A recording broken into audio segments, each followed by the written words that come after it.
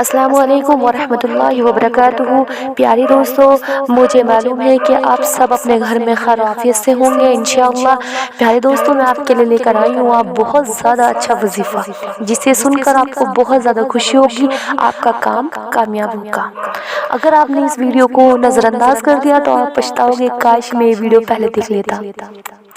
دوستو، یہ وظیفہ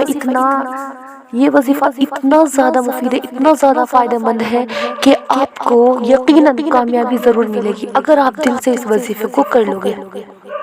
دوستو، اس وظیفے کو آپ کس لیے بھی کر سکتے ہو، جیسے کہ آپ کی بیوی کی یہاں اولاد نہیں ہوتی ہے تو آپ تب بھی کر سکتے ہو، انشاءاللہ کامیابی ملے گی۔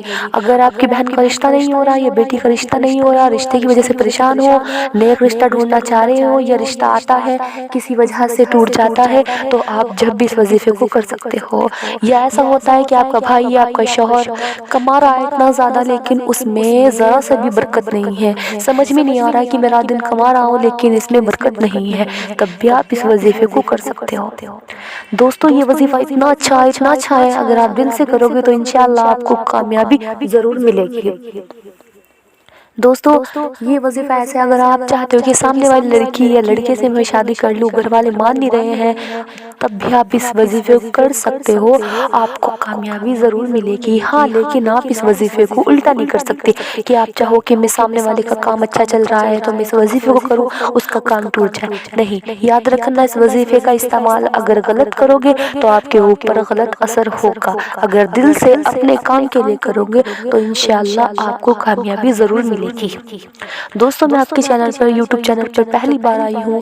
میرا شوق بڑا ہے کہ میں اپنے دین کی بات آپ تک پہنچاؤں، کیونکہ میں نے جہاں تعلیم میں، آرٹ پروس میں کہیں بھی اس وظیفے کے بارے میں بتایا ہے، اور جسے بتایا ہے وہ میرے پاس اگلے ہفتے آ جاتی ہے اور کہتی ہے کہ ماشاءاللہ آپ نے اتنا اچھا وظیفہ بتایا تھا، ہمیں اس کا اثر دکھ رہا ہے، ہمیں کامیابی نظر آ رہی ہے۔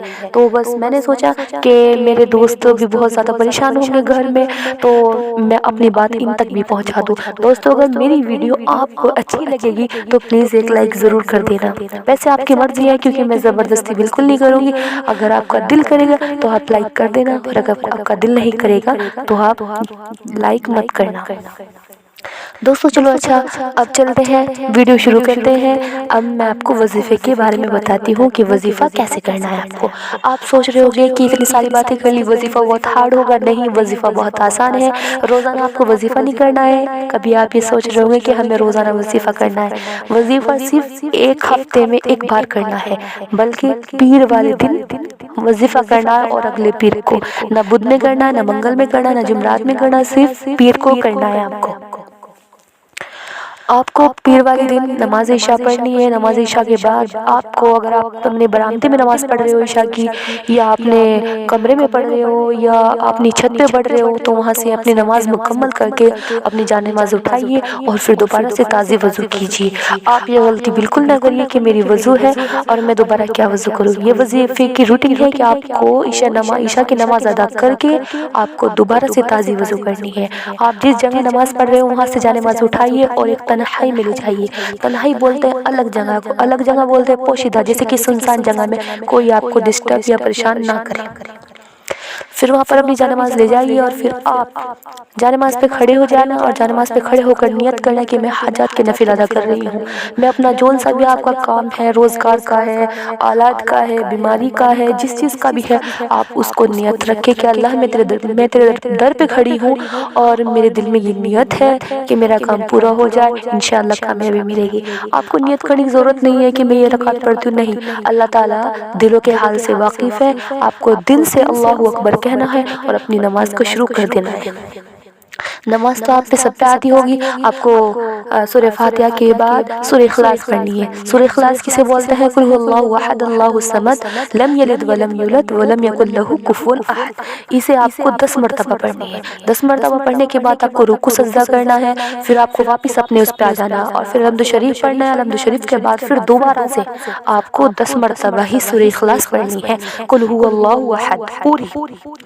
پھر اس کے بعد آپ دوبارہ سے رکوع سجدے میں چلے جاؤ گے، گے، پھر آپ کو رکوع سجدے میں آپ کو یہ مکمل ہو جائیں گے آپ کو رکوع سجدہ، پھر آپ اوپر آؤ گے، پھر آپ کھڑے ہو کر پھر دوبارہ سے تیبارہ سے الحمد شریف پڑھنا، الحمد شریف کے بعد پھر آپ کو پہلی مرتبہ بھی 10 بار پڑھنا ہے، دوسری مرتبہ بھی 10 بار پڑھنا ہے، لیکن تیسری بار آپ کو 30 مرتبہ پڑھنا ہے۔ کیا پڑھنا ہے تیسری مرتبہ؟ 30 مرتبہ نہیں، 30 مرتبہ 30 سورہ اخلاص۔ اور پھر چوتھی مرتبہ مطلب آپ جیسے رکوع سجدے میں جاتی ہو، پھر چوتھی مرتبہ واپس پھر کھڑی ہو جاتی ہو، کھڑے ہونے کے بعد پھر آپ کو 40 مرتبہ پڑھنا ہے سورہ اخلاص۔ اس کے بعد آپ رکوع کرتی ہو، سجدہ کرتی ہو، اتحیات کرتی ہو، سلام پھرتی ہو، تو آپ کو سلام پھیرنے کے بعد بالکل بھی کسی سے باتیں نہیں کرنی ہے، آپ کو بولنا نہیں ہے۔ پھر آپ کو 75 مرتبہ 75 مرتبہ استغفار پڑھنا ہے، استغفر اللہ ربی من کل ذنب واتوب الیہ، اور 75 مرتبہ 75 مرتبہ آپ کو قل هو اللہ احد پڑھنا ہے سورہ اخلاص، اور 75 مرتبہ 75 مرتبہ آپ کو درود شریف پڑھنا ہے۔ استغفار بولتے ہیں اللہم، استغفار بولتے ہیں استغفر اللہ ربی من کل ذنب واتوب الیہ، اور درود شریف بولتے ہیں اللہم صلی علی محمد وعلی آل محمد کما صلیت علی ابراہیم وعلی آل ابراہیم انک حمید مجید، اللہم بارک علی محمد وعلی آل محمد کما بارکت علی ابراہیم وعلی آل ابراہیم انک حمید مجید۔ دوستو پھر اسے کر کے آپ کو شروع میں درود شریف پڑھنا ہے، اور پھر اس کے بعد آپ کو استغفار پڑھنا ہے، پھر اس کے بعد آپ کو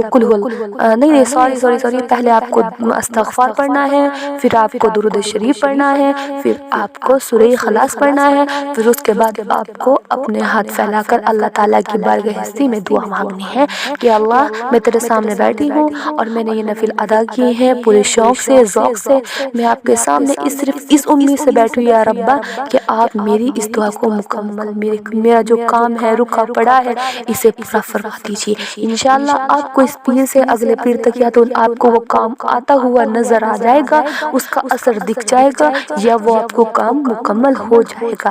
مجھے اللہ تعالیٰ کی ذات پہ بہت زیادہ امید ہے، کیونکہ انسان کے لیے دوا بھی ضروری ہے اور شفا بھی ضروری ہے، کیونکہ ہم اللہ سے مانگیں گے تو جلدی کامیاب ہو جائیں گے۔ آپ کو کچھ نہیں کرنا، کسی کے سامنے منتیں نہیں کرنی ہے کہ ہمارا یہ کام کرا دو، کسی کے سامنے جھولی نہیں پھیلانی، بلکہ اپنے رب کے سامنے عزت سے پاک صاف ہو کر جانماز پہ کھڑے ہو کر اس سے دعا مانگنی ہے۔ انشاءاللہ آپ کو کامیابی ضرور ملے گی۔ دوستو اگر میری ویڈیو آپ کو اچھی لگی ہو تو پلیز ایک بار لائک کر دینا۔ اگر آپ میرا ساتھ بنا کر رکھو گے تو میں آپ کے پاس دوبارہ سے اور اچھی ویڈیو بھیجوں گی۔ آپ پلیز، آپ کی اور کوئی پریشانی ہو، کسی طرح کا مسئلہ ہو، کوئی سوال ہو، کچھ بھی ہو دین کے بارے میں، آپ میرے پہ میسج کر کے بتا دیجئے، انشاءاللہ میں آپ کو جواب ضرور دوں گی۔ السلام علیکم ورحمۃ اللہ وبرکاتہ۔